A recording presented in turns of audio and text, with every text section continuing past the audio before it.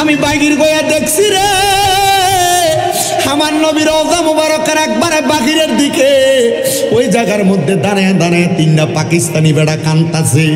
আমি পাকিস্তানিদের সামনে যখন গেলাম আমি দেখলাম কান্নার কারণে তারা চোখের পানিগুলা বায়া বায়া পড়ে, নাকের ঘিঙ্গুরুগুলা পর্যন্ত বায়া বায়া পড়তেছে। আমি বুঝলাম এরা কত পাগল, এরা আমার নবীজি রওজা মুবারক দেখার জন্য কত পাগল। ওইখান থেকে আইসা দেখি ওই তিনটা ছেলে একই রকম দেখতে, তারার মাটা মদিনা শরীফে নবীর রওজা মুবারকের পাশে কেবলার সামনের দিকে থেকে আমার নবীর রওজা মুবারকের দিকে ফিরা ফিরা চোখের পানিটি ফালায়া ফালায়া কান্দে। ওই তিনটা ছেলে আইসা তারার মার পা গুলার মধ্যে সুমা দিতেছে। আমি বুঝছি রে ওই তিনটা ছেলে এবং তাদের মা বড় আশা করে নবীর রওজা মুবারকে আসছে। আমি ওই সময় নবীর রওজা মুবারকের দিকে ফিরা মদিনা শরীফের সবুজ গম্বুজটার দিকে ফিরা ফিরা কইছি, ইয়া রাসূলুল্লাহ আপনার কত পাগল রে আপনি এই জায়গার মধ্যে আনেন। নবী গো আপনার আশেকদেরকে আপনি মরণের আগে একবার কইলে আপনার রওজা মুবারকে আইনেন। নবীজি সারা জীবন যদি আপনারে নবী নবী কইয়া ডাকি আর মরণের সময় যদি একবার আপনার দেখা না পাই আমরা এই জীবনটা বিফলের মধ্যে চলে যাইব গো নবী। ও নবী গো একটা বার আপনি আপনার রওজা মুবারকে ডাক দিয়েন। হে আমার সিঙ্গুরিয়ার বাবারা, টাকা থাক আর না থাক আজকের মাহফিলে বইসা আমার আল্লাহ তাআলার কাছে শুধু নিয়ত করেন, আল্লাহ আমরা মরণের আগে একবার আপনার নবীর রওজা মুবারক দেখতে চাই। আমার নবীর হাদিস, আমার নবী কয় নিয়াতুল মুমিনিন খায়রুম মিন আমালি, মুমিনের নিয়ত তার আমলের চাইতে উত্তম। যদি আপনি মক্কা মদিনা না যায় মারা যান আপনার আমল নামার মধ্যে মক্কা মদিনা সওয়াব লেখা হয়ে যাইব। কারা কারা ওই মক্কা মদিনা মরণের আগে একবার যাইতে চান দুইটা হাত তুলে আমার আল্লাহরে দেখা, তারা দাঁড়ায় আছেন আপনারাও দুইটা হাত তুলে বলেন, আল্লাহ আমাদেরকে মরণের আগে একবার হলো মক্কা মদিনা নিও। সাদা কাফনের কাপড় আমরার গায়ে লাগার আগে আমরার গায়ে দুই টুকরা ইহরামের কাপড় পরাইও। আল্লাহ যেন আমরারে মদিনা যাওয়ার তৌফিক দান করে, জোরে কোন আমিন। আমার ও আমার সিংহরিয়ার যুবক, সিংহরিয়ার দাড়ি পাকা মুরব্বী বাবারা, একটু মনোযোগ নিয়ে আমার বয়ানটা শ্রবণ করার চেষ্টা করবেন। যেহেতু আপনারা সাক্ষী দিলেন জবানের মালিক আমার আল্লাহ, আল্লাহর দেওয়া জবান দিয়ে একটু আল্লাহ তাআলার কোরআনের তেলাওয়াত করবেন। বলে হুজুর কেন? কারণ এই দুনিয়ার জমিনে মানুষ গুনাহ করতে করতে করতে করতে মানুষের কলবটারে মানুষ মরা বানাইয়া পালাইছে। আল্লাহর কোরআনটারে তেলাওয়াত করতে বললে তারা করে না। আবার অনেক মানুষ এখানে বসছেন, অনেক দাড়ি পাকা মুরব্বীরা যুবক ভাইয়েরা আছেন, আপনারা আল্লাহ তাআলার কোরআনটা ভালো করে পড়তেও পারেন না। কেন রে যুবক ভাইয়েরা? আমার আল্লাহ তাআলার কোরআনটা পড়তে তোমার কষ্ট হয়। অনেকে বলবে হুজুর কোরআন পড়তে কষ্ট হয় না, আমি আমার সংসার চালাইতে যাইয়া, ব্যবসা বাণিজ্য করতে যাইয়া, আমার পরিবারের সময় দিতে যাইয়া আমি আল্লাহ তাআলার কোরআন তেলাওয়াত শিখতে পারি নাই, এই জন্য আমি আল্লাহ তাআলার কোরআন তেলাওয়াত করতে পারি না। ও বন্ধু, মাঘে রমজান মাসে মসজিদের মধ্যে অনেক দাড়ি পাকা বড় বড় বাবারা আল্লাহ তাআলার কোরআনটারে বুকের মধ্যে লইয়া লইয়া কান্দে। আমি কত মুরব্বী বাবারে জিগাইলাম, বাবা আপনারা কেন কোরআন তেলাওয়াত করতে পারেন না? এই জন্য নি কান্দেন। তারা কই হুজুর পড়তে তো পারি না, তার সাথে আল্লাহর কোরআনের দিকে চাইতেও পারি না। আমার বয়সটা বাড়ি হয়ে গেছে, বয়সের কারণে আল্লাহ তাআলার কোরআনের দিকে তাকাইতে পারি না, আমার চোখগুলা ঝাপসা ঝাপসা দেখি না রে আমার যুবক। ও মুরব্বী বাবা, আল্লাহ তাআলার কোরআন যদি পড়তে পারো, না পারলে তাকায় থাকবা, আর যদি না পারো কোরআনটারে বুকের মধ্যে ধারণ করবা। বলে কোন সুবহানাল্লাহ, মুহাব্বতের আওয়াজে কোন সুবহানাল্লাহ। বয়ানের ধারাবাহিকতা ঠিক থাকবে, শুধু আপনারা ধৈর্যের সাথে আমার বয়ানটা একটু শোনার চেষ্টা করবেন। আলহামদুলিল্লাহ আমি দেখছি যে পরিমাণ তাবারুক তারা প্যাকেট করছে, এই তাবারুক খাওয়ার মানুষেও না আইসেন না। তবে যা আসছেন আলহামদুলিল্লাহ, যদি কেউ পারেন এদিক দিয়ে এসে বসে যান, কারণ দাঁড়ায় থাকলে অনেক সময় বইনারা তাবারুক পায়, দাঁড়াইনারা পায় না। এটা হলো একটা ফিটাফিটি লেগে জায়গা। আমার কথা হলো মোটামুটি একটা মিলজিলে থাকলে আপনাদেরকে নিয়ে আমি একটু বয়ানটা করতে পারবো, স্পিকারের সাউন্ড আরো বাড়বো। আপনারা বলেন বাবারাম, আল্লাহর কোরআন যদি পড়তে না পারেন, আল্লাহর কোরআনের দিকে যদি তাকাইতে না পারেন, আল্লাহর কোরআনকে মুহাব্বত করার দরকার আছে না নাই? আমার বন্ধুরা গভীর মনোযোগ দিবেন। আল্লাহর কোরআন কেউ যদি পড়তে না পারে, আল্লাহর কোরআনের বুকের মধ্যে লাগাইল যে সওয়াব হয়। আমি আপনাদের কাছে একটা হাদিস শরীফ যদি পড়ি, আপনারা মনোযোগ দিয়ে শুনলে বুঝতে পারবেন বাবারা। মক্কা শরীফের তায়েফ অঞ্চল একটা এলাকা আছে, ওই তায়েফ এলাকার মধ্যে একজন সাহাবীর কবর আছে, মাকবারা আছে। ওই সাহাবীর নাম হলো হযরতে আব্দুল্লাহ ইবনে আব্বাস রাদিয়াল্লাহু তাআলা। হুজুরে বলবেন না সুবহানাল্লাহ। ওই আব্দুল্লাহ ইবনে আব্বাসের একটা উপাধি হইল রাইসুল মুফাসসিরিন। পৃথিবীতে যত তাফসীর কারক আছে, ওই তাফসীর কারকরা যদি আব্দুল্লাহ ইবনে আব্বাসের না মানে, তাহলে ওই তাফসীর কারকের তাফসীর শোনা যায় হবে না। শুনেন বাবাজিরা, বন্ধুরা, ওই আব্দুল্লাহ ইবনে আব্বাস রাদিয়াল্লাহু তাআলা বলে, আমার নবী যখন 10 দিনের জন্য তায়েফের ময়দানে আসছে, আমার নবীকে তায়েফবাসীরা অনেক কষ্ট দিছে, আমার নবীর তায়েফবাসীরা অনেক আঘাত দিছে, তবুও আমার নবী ওই তায়েফবাসীর জন্য দোয়া কইরা দিয়ে গেছে। আর তায়েফের মধ্যে সবুজ ফসল ফলাদি হয়ে থাকে। ও বন্ধু, যারা মক্কা মদিনা গেছেন আপনারা সেই খবরটা হয়তো জানেন। হযরত আব্দুল্লাহ ইবনে আব্বাস বলে, আমি আমার নবীজির সাথে কামজুল মানাজিল নামক একটা জায়গার মধ্যে বসা ছিলাম। তায়েফের ময়দানের মধ্যে একটা জায়গা আছে, যে জায়গাটার নাম হলো কারনুল মানাজিল। ওই কারনুল মানাজিল থেকে কিন্তু অনেক মানুষ মিকাত গ্রহণ করে, মানে হজ করার জন্য, উমরা হজ করার জন্য ইহরাম বাঁধে। কোন জায়গা? কারনুল মানাজিল। ওই কারনুল মানাজিল নামক জায়গা, আমার নবীজি ওই কারনুল মানাজিলের মধ্যে বসা। কারনুল মানাজিলের মধ্যে আমার নবীজি শরীর মুবারকের মধ্যে ইহরাম বাঁধবে। এমন টাইমে আমার নবীজি আল্লাহ তাআলার কোরআন তেলাওয়াতের ফজিলতের কথা বলতেছে। নবী আমার বলে, তোমরা যদি সুযোগ পাও, মাঝে মাঝে তোমরা আল্লাহ তাআলার কালামে হাকিমের তেলাওয়াত করবা। সাহাবায়ে কেরামরে কই, সাহাবায়ে কেরাম শোনো, তায়েফের মানুষ তো এখনো পর্যন্ত আমি নবীর কোরআনকে ভালো করে বোঝে না। তায়েফের মানুষ তো আল্লাহ তাআলার কোরআন সম্পর্কে জানে না। তায়েফবাসীরে বলবাম, যদি কোরআন না পড়তে পারে, আমার আল্লাহ তাআলার প্রেরিত কোরআন শরীফের দিকে যেন তারা তাকায়া থাকে। এমন টাইমে যুদ্ধের মধ্যে আহত হওয়া একজন সাহাবী হাতটা তুলে কই, ইয়া রাসূলুল্লাহ, নবী গো, ও দয়ার নবী, মায়ার নবীজি, আমি তো যুদ্ধের মধ্যে আহত হইয়া আমার 2টা চক্ষু হারাইলাম গো নবী। আমি তো আমার 2টা চোখ দিয়ে আমি কোরআন দেখতে পারি না। ও নবীজি, আমি কি করলে সওয়াব পাবো আপনার কাছে জানতে চাই।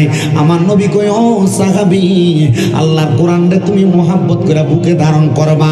ওই সাহাবী কই, ইয়া রাসূলুল্লাহ, আপনি যখন দুনিয়ার জমিনে এই ঘোষণা করছেন, আমার বাড়ির সামনে আপনি নবীজি এই তায়েফের ময়দানে আসার কারণে 3টা আয়াত নাযিল হয়েছে। ওই 3টা আয়াত আপনি নবী গাছের মধ্যে লিখছিলেন।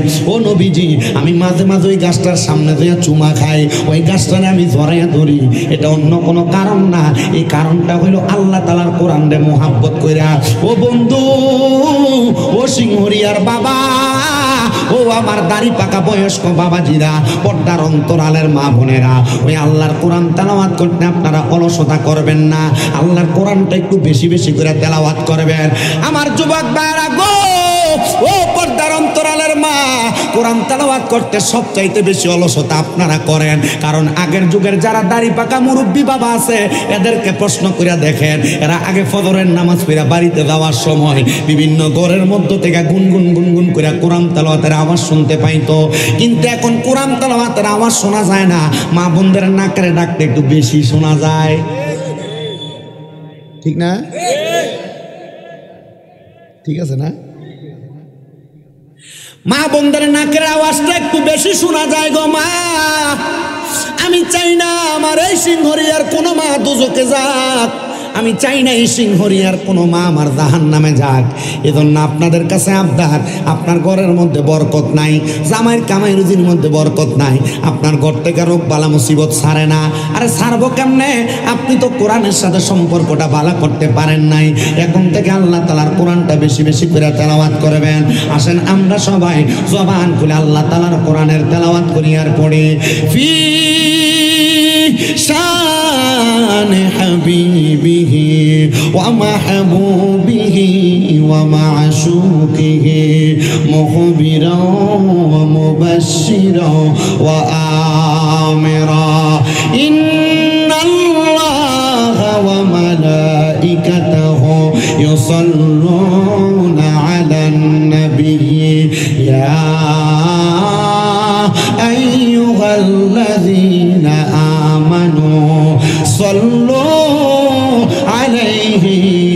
وسلموا تسليما اللهم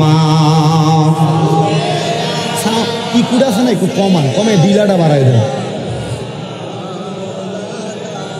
মুহাম্মাদ ওয়া আলা আলিহি মাওলানা বেলা যখন শেষ হইবে পারের তরি থাকে না সময় থাকতে মুর্শিদে ধরে জীবন কর সাধনা আল্লাহুম্মা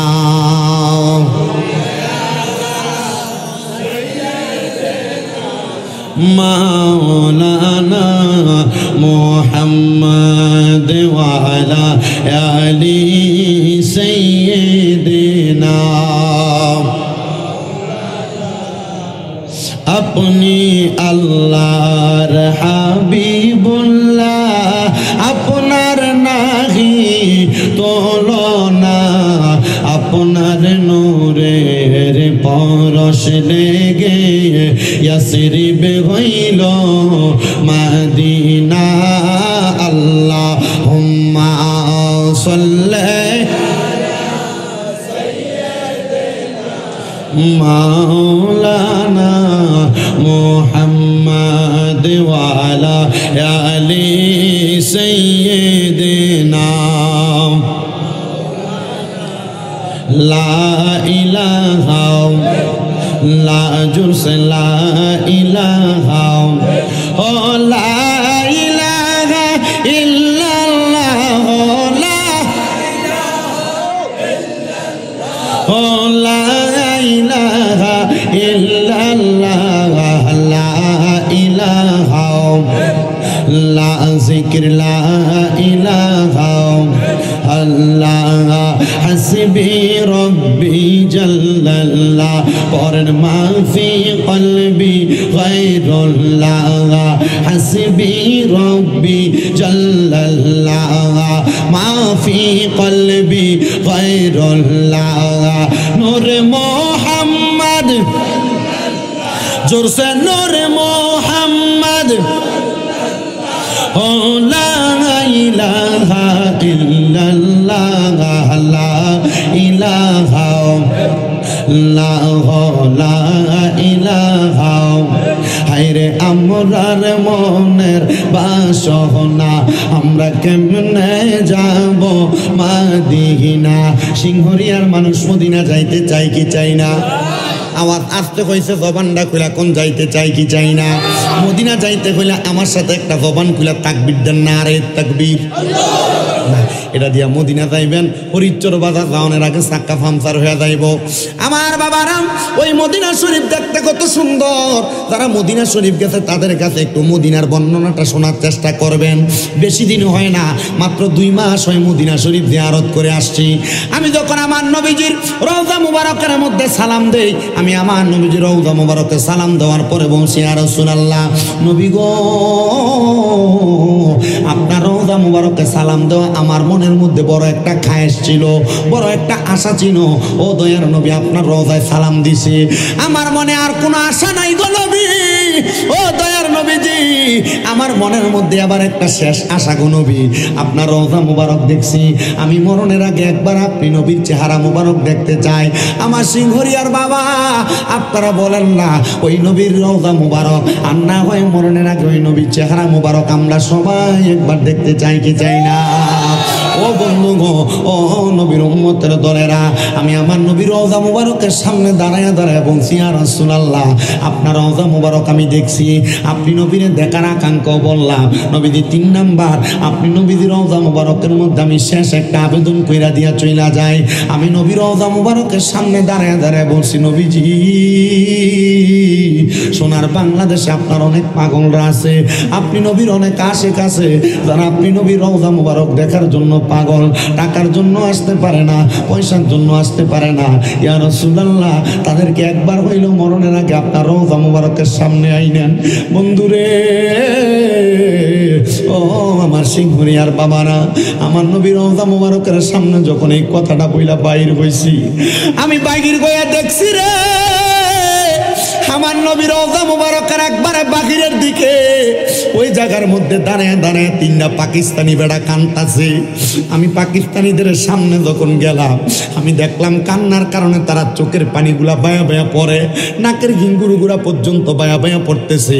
আমি বুঝলাম এরা কত পাগল, এরা আমার নবীজির রওজা মুবারক দেখার জন্য কত পাগল।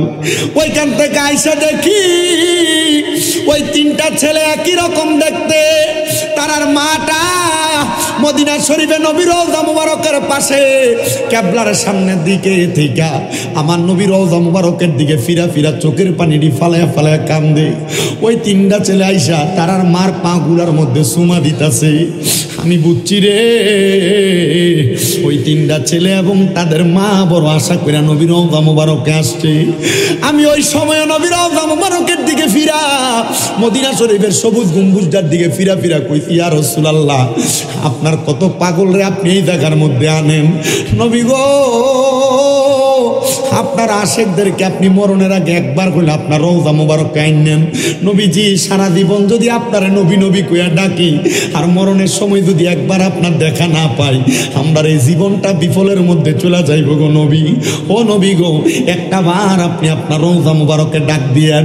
হে আমার সিঙ্গুরিয়ার বাবারা, টাকা থাক আর না থাক, আজকের মাহফিলে বইসা আমার আল্লাহ তাআলার কাছে শুধু নিয়ত করেন, আল্লাহ আমরা মরণের আগে একবার আপনার নবীর রওজা মুবারক দেখতে চাই। আমার নবীর হাদিস, আমার নবী কয় নিয়াতুল মুমিনিন খায়রুম মিন আমালি, মুমিনের নিয়ত তার আমলের চাইতে উত্তম। যদি আপনি মক্কা মদিনা না যায় মারা যান, আপনার আমল নামার মধ্যে মক্কা মদিনার সওয়াব লেখা হয়ে যাইব। কারা কারা ওই মক্কা মদিনা মরণের আগে একবার যাইতে চান? দুইটা হাত তুলে আমার আল্লাহর দেখা যারা দাঁড়ায় আছেন, আপনারাও দুইটা হাত তুলে বলেন, আল্লাহ আমাদেরকে মরণের আগে একবার হলো মক্কা মদিনা নিও। সাদা কাফনের কাপড় আমরার গায়ে লাগার আগে আমরার গায়ে দুই টুকরা ইহরামের কাপড় পরাইও। আল্লাহ যেন আমরারে মদিনা যাওয়ার তৌফিক দান করে, ধরে কোন আমিন। যারা যারা মদিনা যাইতে চান জবান খুলে পড়েন, দয়াল আল্লাহ দয়া করেন, দয়া নসিব করেন মদিনা। লা ইলাহা লা ইলাহা হায়রে নামাজ রোজা চাই রহনা, কে গো মা বাবার খেদমত চাই রহনা, বলেন নামাজ রোজা চাই রহনা, কে গো মা বাবার খেদমত চাই রহনা। আমার নবীজির দরুদ হইল না, বলেন নবীর,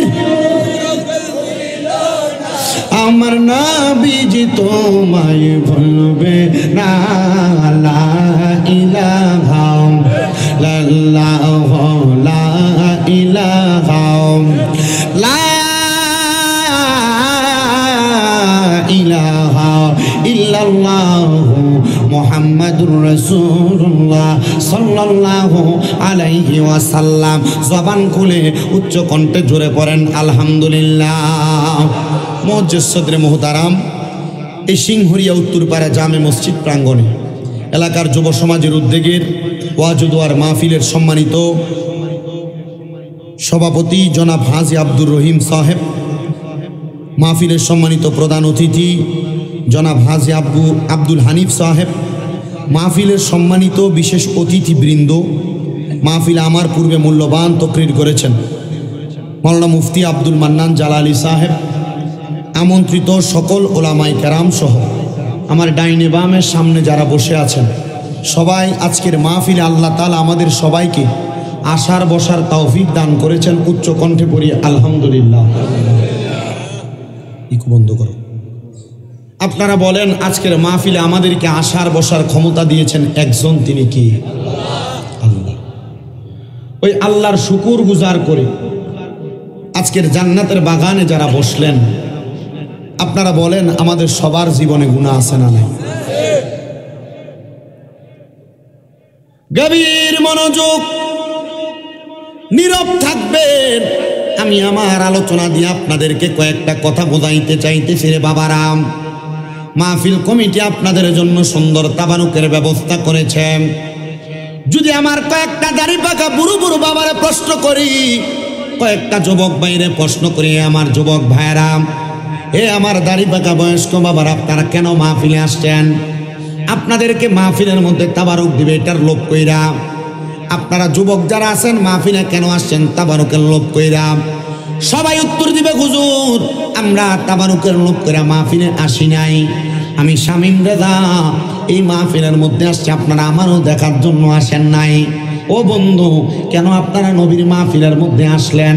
উদ্দেশ্য যেন হয়, হুজুর আমরা জীবনে অনেক গুনাহ করেছি, আমরার গুনার খবর আমরার মা জানে না, আমরার গুনার খবর আমরার বাবা জানে না, আমরার গুনার খবর এলাকার বন্ধু বান্ধব কেউ জানে না, আমরার গুনার খবর জানে একজন, তিনি কি?